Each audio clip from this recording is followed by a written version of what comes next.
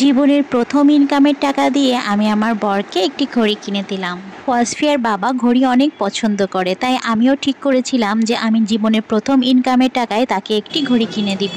আসলে এই ভিডিওটি শেয়ার করার আমার কোনো ইচ্ছা ছিল না, কিন্তু অনেকেই আমার কাছে প্রশ্ন করেছেন যে ফেসবুক থেকে পাওয়া প্রথম ইনকামের টাকা আমি কি কাজে ব্যবহার করেছি। আমি আমার প্রথম ইনকামের টাকা আমার সকল আপনজনদের মধ্যে একটু একটু করে ভাগ করে দিয়েছি। এছাড়াও আমি কোরবানি দিয়েছি, সেটাও আমার ইনকামের টাকা দিয়ে। আজকে আমি এবং ওয়াসফিয়া দুজনেই যাচ্ছি ওয়াসফিয়ার বাবাকে নিয়ে তাকে একটি পছন্দসই ঘড়ি কিনে দিতে।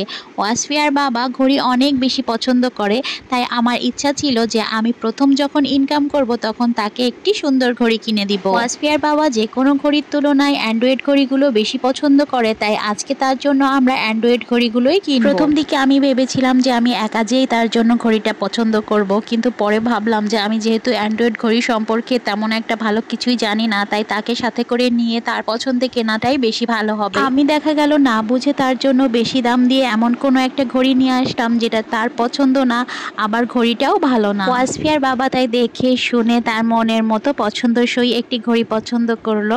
আমি সেখান থেকে ওয়াসফিয়ার বাবার জন্য ঘড়ি নিলাম। খুব ভালো লাগছিল, বিশ্বাস করেন। সব সময় তো আমার হাজব্যান্ড আমাকে তার ইনকামের টাকা দিয়ে সব কিছু কিনে দিয়েছে, কিন্তু আজ জীবনে প্রথম এমনটা হলো যে আমি আমার নিজের ইনকামের টাকা দিয়ে তার জন্য কিছু কিনে দিলাম।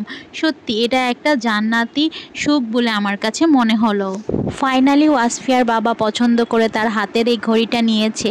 সে বারবার বলছিল যে আমার ফোনের সাথে ম্যাচিং করে ঘড়িটা নিলাম, এবং তার মুখের হাসি দেখেই আমি বুঝতে পারছিলাম যে সে ঘড়িটা পেয়ে অনেক খুশি হয়েছে। সত্যি তার এই হাসি মাখা মুখ দেখে আমারও খুব ভালো লাগছিল, কারণ আমার প্রতি সে খুশি হয়েছে। এতে যেন আমার কাছে মনে হচ্ছে যে আল্লাহ পাক আমার উপর অনেক বড় রহমত করেছে। বাসায় ফেরার সময় আমি সবার জন্য বাসায় খাবার নিয়ে এসেছি, এবং সেই খাবারের টাকাটাও কিন্তু আমার নিজের ইনকামের টাকার ছিল।